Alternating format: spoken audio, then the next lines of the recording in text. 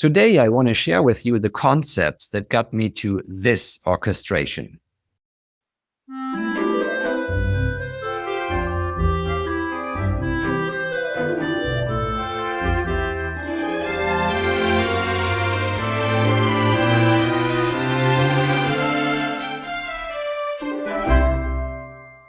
Back in the studio, and real quick, before we dive into the orchestration stuff, in case you're wondering how I actually wrote this piece, the technique I used is called scaling.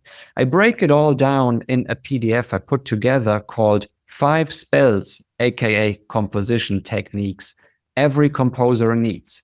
You can grab it through the link in the description. It's all free. Enjoy.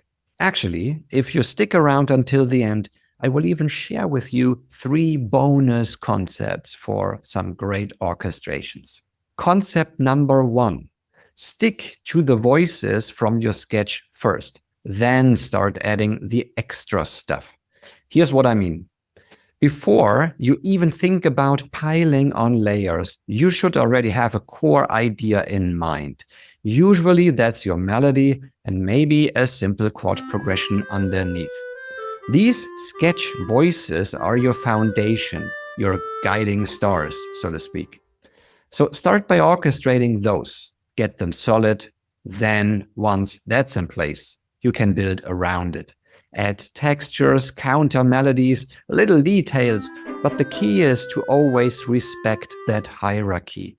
Sketch first, extras later. Do that and your orchestration is going to feel much clearer and more focused. So the second concept is all about using empty registers. Now, I know that sounds ridiculously simple, right? But here's the thing. Most composers don't do it. They just keep piling notes on top of each other in the same register. And what happens? Boom, your orchestration turns into mud. So instead, here's the trick. Spread things out. Drop some voices into those empty spaces where nothing's happening. Give your brass, strings, and woodwinds their own room to breathe. The less overlap you've got, the clearer everything sounds. And honestly, the difference is huge. It's like going from a blurry picture to HD. Okay, concept number 3. Solve compositional problems first. Here's the deal. If something sounds weird in your orchestration, 9 times out of 10, it's not the dynamics or the articulations or the performance. It's the actual writing. So instead of tweaking knobs and hoping it gets better, go back and double check the notes. Are they really what you want to hear? Because if you try to fix a writing issue by treating it like a performance issue, you're just setting yourself up for frustration later. It's like putting a Band-Aid on a broken bone. It's never going to heal, right? So always check the root first. And that root is usually the composition itself. All right, now let's jump into the 3 bonus concepts. The first one, think in colors, not instruments.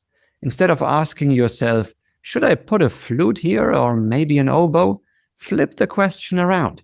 What do I want this moment to feel like? Once you think in terms of mood and color, the choice of instrument usually becomes, well, more obvious. Second bonus, less can be more. And trust me, I get it. The temptation is real. You've got a full orchestra and you're like, hey, let's throw in the tuba and the triangle because why not? But honestly, the real magic happens in space and contrast. So when you let things breathe and give each idea its own movement, the music hits way harder.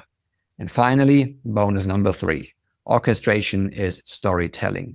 Every piece you write tells some kind of story, even if it's abstract. The orchestration is what guides the listener through that journey.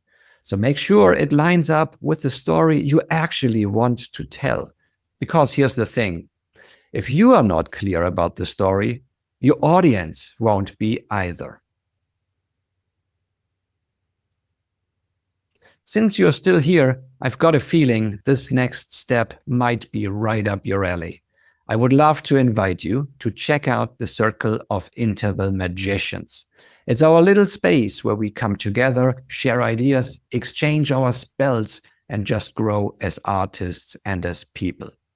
So if you're ready to step out of the ordinary and explore a fresh, exciting path in composition, this is the perfect next step for you.